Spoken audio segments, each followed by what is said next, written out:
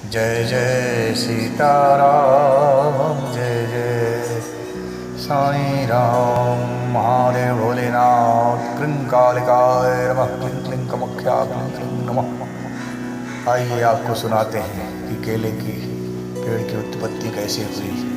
केले के पेड़ के उत्पन्न होने की कहानी बहुत ही रोचक है, जो कि ऋषि दुर्वासा के क्रोध से जुड़ी हुई है। ऋषि दुर्वासा के क्रोध का परिणाम है केले का पेड़ ऋषि पत्नी कंदली के भस्म होने से उत्पन्न हुआ केला। पूजा व्रत विधान में केले का फल, प्रसाद में केले के पत्ते पूजा स्थल को सजाने और केले का पौधा किसी भी स्थान को पूजा स्थल की मान्यता देने के लिए बहुत ही महत्वपूर्ण माना जाता है। आरोग्य की नज़र में भी संपूर्ण आहार वाला फल है केला। अध्यात्म की नज़र में भी बहुत पवित्र और पूजनीय है।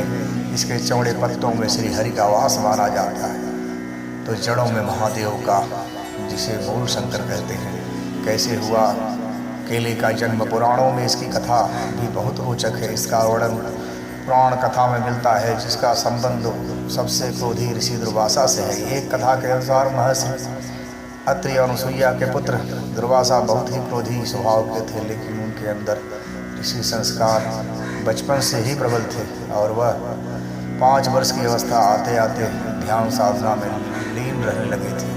दरअसल दुर्वासा खुद महादेव के क्रोध स्वरूप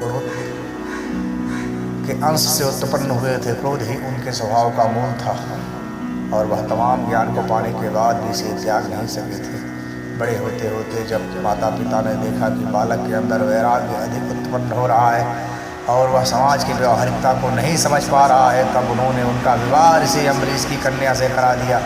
ऋषि अम्बरीश ने अपनी कन्या के कई गुण बताए और ऋषि दुर्वासा ने माता पिता की आज्ञा मानकर विवाह कर लिया। ऋषि अम्बरीश दुर्वासा की क्रोध अग्नि को जानते थे, इसलिए पुत्री के साथ कोई अनिष्ट न हो, इसके लिए भी वो चिंतित थे। उन्होंने ऋषि दुर्वासा से पत्नी से कोई भूल न हो जाए तो उसे क्षमा कर दिए जाने की प्रार्थना भी की थी। तब ऋषि ने उन्हें वचन दिया था कि वह अपनी पत्नी के सब अपराध क्षमा करते रहेंगे। स्वाभाविक है, गृहस्थ में कुछ न कुछ बातें ऊपर नीचे तो होती ही रहती हैं। ऋषि की पत्नी का नाम कंदली था, जो कि स्वभाव से कर्मठ और बहुत समझदार थी। वह हर एक बात का ख्याल रखती थी, किंतु फिर भी कभी कभी कुछ न कुछ हो ही जाता था। लेकिन ऋषि ने उन पर कभी क्रोध नहीं किया। उनका मूल स्वभाव जानकर ऋषि उन्हें क्षमा कर देते थे। ऐसा होने से धीरे धीरे कंदली के स्वभाव में निश्चिंतता आने लगी। लेकिन एक दिन ऋषि दुर्वासा कहीं से प्रवास कर कुछ देरी से आए। रात में भोजन करने के बाद विश्राम के लिए गए और कहा पत्नी से कि कल मुझे ब्रह्म मुहूर्त में जरूर उठा देना। मैं भी कोशिश करूँगा, लेकिन थकान के कारण शायद ऐसा संभव ना हो पाए, इसलिए आप मुझे ब्रह्म मुहूर्त में ही जगा देना। ब्रह्म मुहूर्त में ऋषिवर को अनुष्ठान करना जरूरी था। अगली सुबह कंदली की ब्रह्म मुहूर्त में नींद तो खुली, लेकिन आलस के कारण ना तो वह खुद उठी और ना ही ऋषि को उठाया। सुबह सूर्य उदय के बाद जब ऋषि की आँख खुली तो दिन चढ़ आया। अपना अनुष्ठान ना कर पाने के कारण वह कंदली पर बहुत क्रोधित हुए और उन्हें भस्म हो जाने का श्राप दे दिया। ऋषि के श्राप का तुरंत असर हुआ और देवी कंदली राख बनकर रह गई। ऋषि को भी इस घटना पर बहुत दुख हुआ, लेकिन अनुशासन स्थापित करने के लिए उन्हें ऐसा करना पड़ा। जब कंदली के पिता ऋषि अम्बरीश आए तो अपनी पुत्री को राख बना देख करके बहुत दुखी हुए।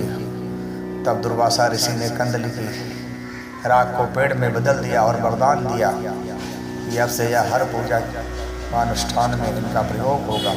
इस तरह केले के पेड़ का जन्म हुआ और कदली फल यानी केले का फल हर पूजा का प्रसाद बन गया। केले के पेड़ का आध्यात्मिक दृष्टि से भी बहुत महत्व है। इसे भगवान विष्णु का स्वरूप माना जाता है। ऋषि दुर्वासा क्रोधी अवश्य थे, किंतु यह उनके प्रेम की पराकाष्ठा ही थी कि जो देवी कंदली को सदा सदा के लिए अमर कर दिया।